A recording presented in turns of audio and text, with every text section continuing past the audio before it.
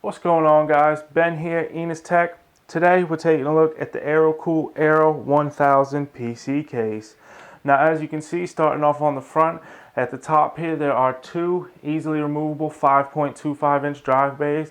To take these out, all you do is lift open this little switch here, and as you can see, it comes right out, and they're easily put back into place the same way. So you can go ahead and get all your optical drive bays, well not all, but you can get a couple optical drive bays in there, or a reservoir depending on if you want to put some water cooling in there. Below that is a nice mesh front panel, which is also easily removable. You just click it here in the middle, and as you can see, that just pops right out. Just a little mesh area there. Behind it is a nice dust filter. Now, while this is removable, it's not as easily done as that front panel, so I'm not going to do it in this part of the video. But behind it, we can see two Aerocool pre-installed intake fans. To go ahead and put the mesh in, there are three little points sticking out on the bottom here, and there are three holes in the case. And then you just push it back in there in the top and the middle, because it clips right in the middle there somewhere. So once you clip it into place, it's good to go. Moving around to the side real quick, and we can see there is a nice windowed area for viewing the components that you will install inside the case. As you can see, it takes up probably about, I don't know, 60-65% of the side panel. This is most likely to hide the hard drives and all that type of stuff behind where there's no cutout for a window. We'll also notice on the top here a couple of little indentations that kind of give it like, I don't know, it kind of looks like speed to me. If you know, I don't know how else to explain it. It's like the pinstripes on car. You don't only have the pinstripes coming down like the middle, that on the sides they'll have stuff like that, or to allow a bit better airflow in. So that's quite a nice and welcome design aspect, I think. Moving around to the back of the case, starting at the top, we of course have the two water cooling tube pass-through holes that will allow you to pass water cooling tubes outside of the case should you need to.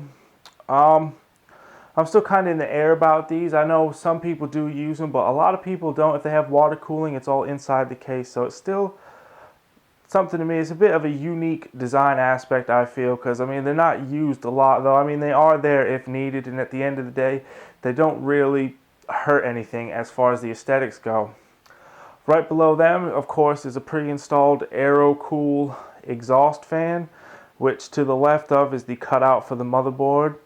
We then have 1, 2, 3, 4, 5, 6, 7 PCI expansion bays, so that's always good. You should be able to fit most ATX motherboards in there, and you can get room for a couple graphics cards, sound card, TV tuner, Wi-Fi adapter, whatever you need. Then we also, of course, have the bottom mounted PSU cutout. It's also worth noting that there is, in fact, a removable fan filter on the bottom there. You just kind of, there's enough room to get in there, you just kind of push it down and pull it out. So that's nice, you can easily clean that up. Moving around to the other side of the case, and as you can see, nothing going on here. Just a blank bit of casing. Just a nice black side panel going on there, which actually does look quite nice, if I may say so. It's got kind of a little bit, maybe a reflective look to it. Definitely got something going on with it. On the top of the case, you will see we have another grilled mesh area. This one, however, is magnetic, and well, as you can see, it easily slides off, pushes off. Nice bunch of magnets there, on there, all the way around it to keep it in place when it is installed on the case. As you will also notice too, it looks to be that you can fit any combination of two 120 or two 140 millimeter fans in the top here, but you'll also notice a bit of extra room here. Now, this is a good thing to see because you don't always see it, but when you get the all-in-one water coolers from most companies now, they are rated to say, oh, this one's 240 millimeter, this one's 280 millimeter. That is only the size of the fan, and most of them have a bit coming off the end that's actually a bit longer than that. So while it says it's a 280 mil all-in-one cooler, the radiator, is actually 320 mil in size. So it's nice to see Aerocool have gone ahead and included that little bit of extra space so we can go ahead and make sure those things install as easily as possible. Coming down onto the bottom, well, this is still the top of the case, but as you can see here, we have the front I/O panel with a nice size power button, reset button, a pair of USB 3.0 connectors, and of course our audio inputs for mics and headphones. Taking a look inside the case, and as we can see, it's nice and spacious. Starting off on the right hand side, we of course can see the toolless installation for the 5.25 inch drive bays up at the top there, followed by three 3.5 inch hard drive racks or spaces, whatever you want to call them, caddies. There are two 2.5 inch hard drive caddies, and then there are two more 3.5 inch drive bay caddies or racks there at the bottom. So as mentioned, on that side panel, that blacked out area why the window didn't go all the way over, it's pretty much just to block off these drive bays, because the way they're set up, you're not really going to want to show off your drives. You can't really see them when they're in these caddies, which is fine. It's great, it's set up nice, but at the end of the day, it is what it is. So they've decided to go ahead and not have the window on the side panel cover this area as well. Moving on to the motherboard tray, as you can see, there are plenty of grommeted cutouts to pass through cables from the back. As you can see there, we have the USB 3.0 front panel, and front panel headers pass through the bottom one. The design of these grommets are quite nice. A lot of cases you have to worry about when you're pushing cables through, they're not quite big enough, so the grommets kind of just fall out, and then they're a bit of a pain to get back in. But these ones seem to have the nice like star shape, so there should be enough room to pass the cables in, even the 24 pin power cable to the motherboard, so hopefully that'll work out well.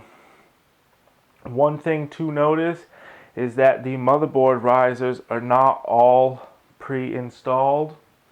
There are a couple installed below the cutout for the CPU cooler and above it, but that is it. For bigger motherboards, you will need to go ahead and install your motherboard standoffs where you like. There are around 11 included inside the accessories box, which you can see in the bottom 3.5 inch drive bay. Aside from that, the big cutout for the CPU cooler is always nice. It just allows people to go ahead and get their motherboard installed, and then it gives you enough room to install your CPU cooler, because a lot of aftermarket and third-party CPU coolers have nice big back plates where you actually have to go onto the back side of the motherboard, change the back plate out, and then you can install the cooler. So that nice big cutout should come in handy for those that are looking to have such features. Looking at the back side, and one of the things I immediately noticed is there are two thumb screws like you would see to remove the side panels from the case. Removing these will let you take out the top three 3.5 inch hard drive rack or bays, whatever you want to call them. One would only guess that the reason for this is to allow a bit of extra space. If you're not using them, it'll allow a bit better airflow from the intake fans, or depending on your needs, you could also install a water cooling reservoir in this space somehow. Now, obviously I can't tell you exactly how it would work, but having removable hard drive bays is always a good thing. Looking around again, we can see all the different cutouts for the different size motherboards and cable pass-throughs. There are a couple of places, as you'll notice, to go ahead and attach zip ties, so you can go ahead and route the cables you want. There's also a nice bit of room here between the motherboard tray and where the side panel will go to allow you to fit some thicker cables in there, so you'll have a bit of room to do your cable management, which is always a very big concern. Some companies overlook it, and especially at different price ranges and whatnot, but Aerocool seemed to have hit it right on with the Aero-1000. So Again, once I do the final build, I'll go ahead and make sure to get a couple pictures and include that in the video so you guys can go ahead and see how the cable management looks. This is it for the closer look of the Aero-1000. Please stay tuned in the near future on our YouTube and on enistech.com to see the final build video, which will be a second video, and of course the written review where I'll give all my final thoughts on it, and we'll take a closer look through pictures as well. I'd just like to thank you guys for watching, and as always, please stay tuned in the future for more content.